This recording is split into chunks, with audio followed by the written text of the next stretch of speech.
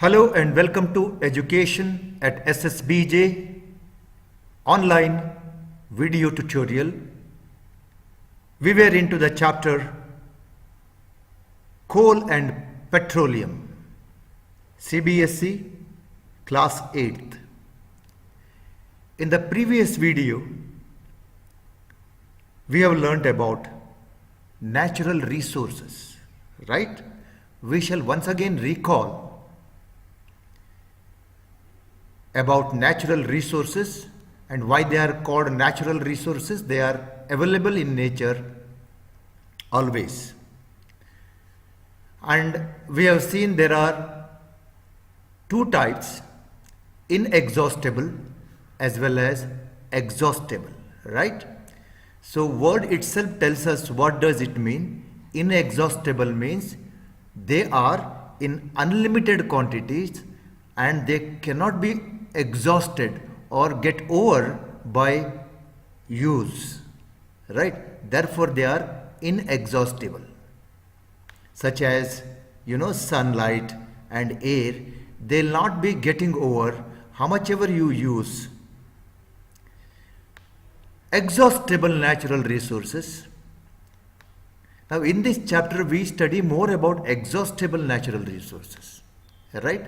So opposite of this inexhaustible, exhaustible natural resources are exhaustible type. They are very limited in nature, and they can be exhausted by human activities.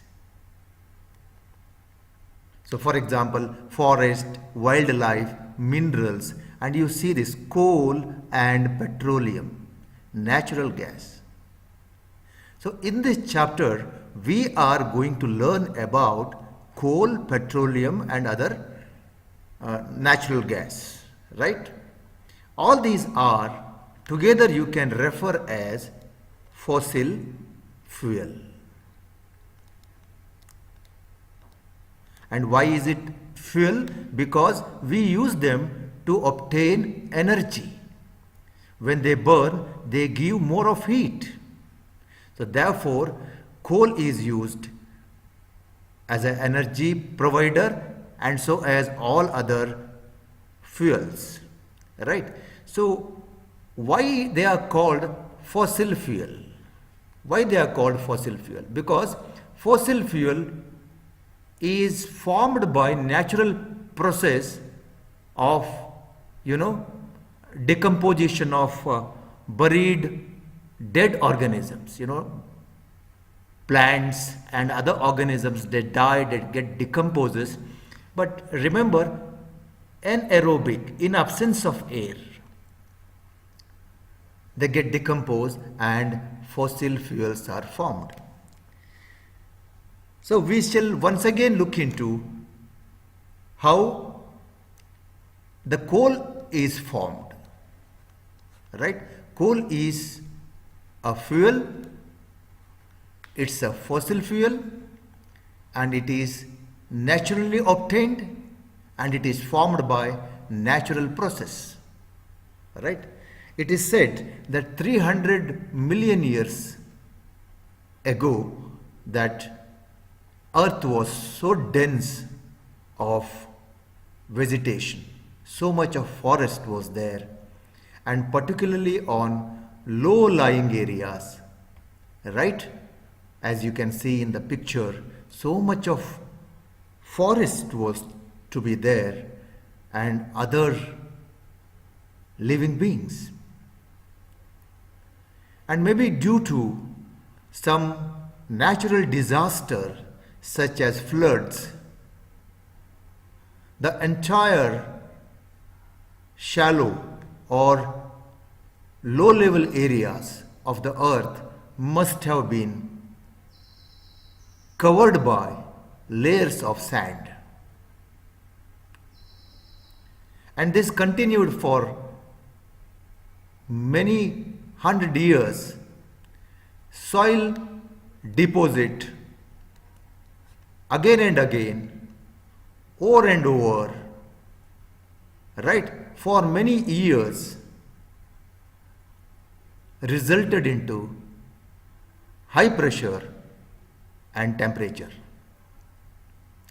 And it is because of high pressure and temperature, all these fossils got converted into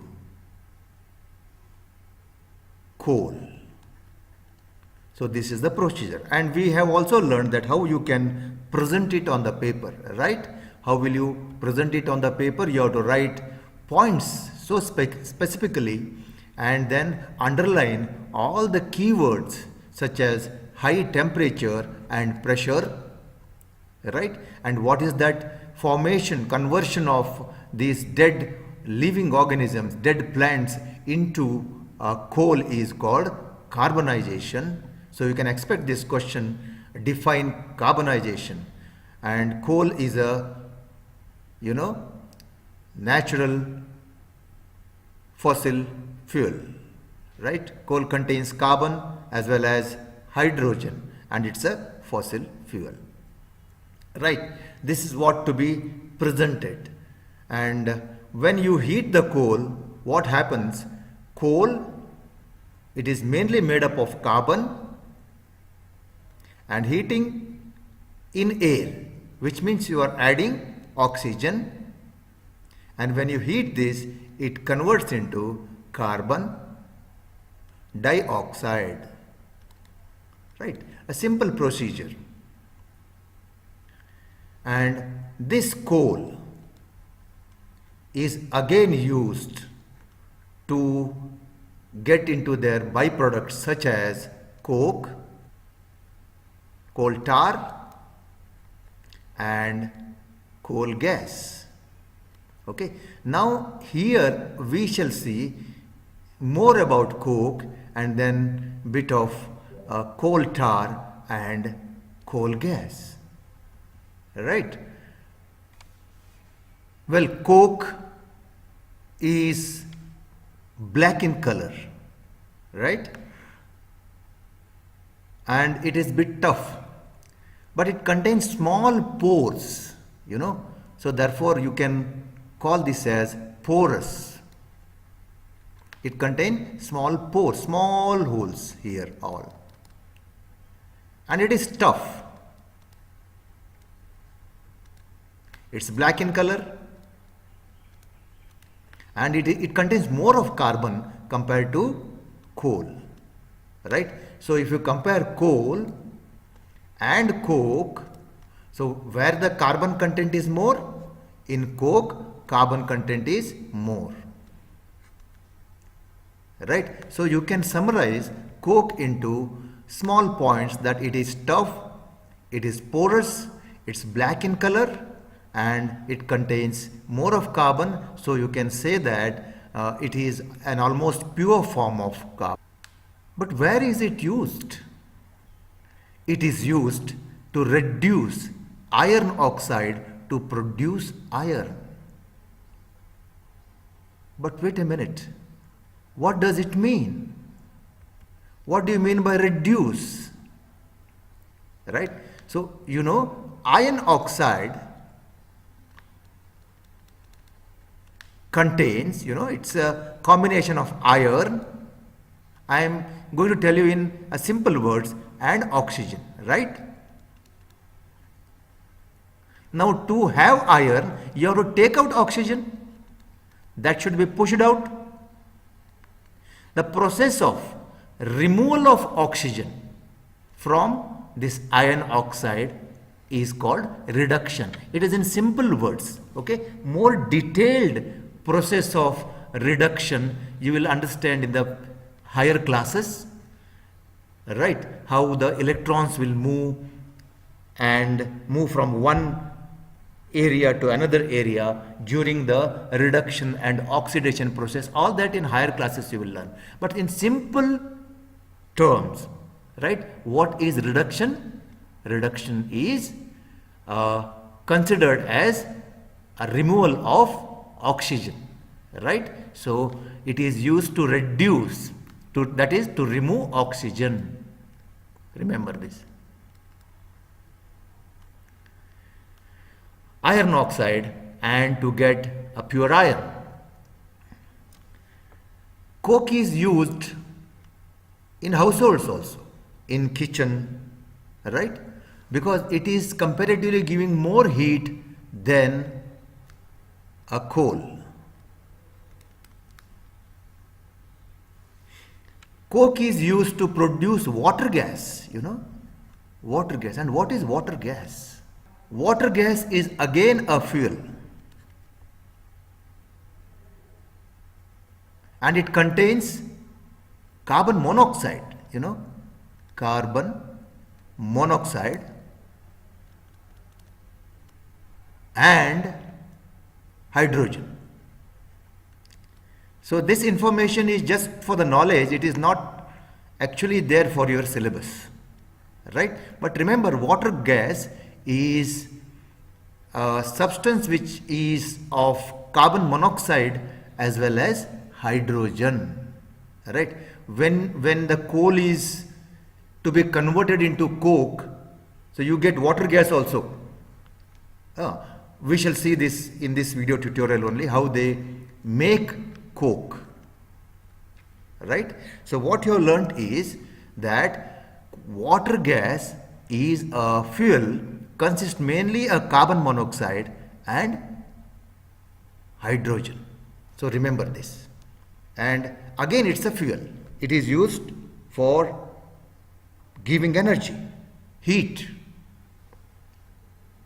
Now, how the coke is made? Simple one.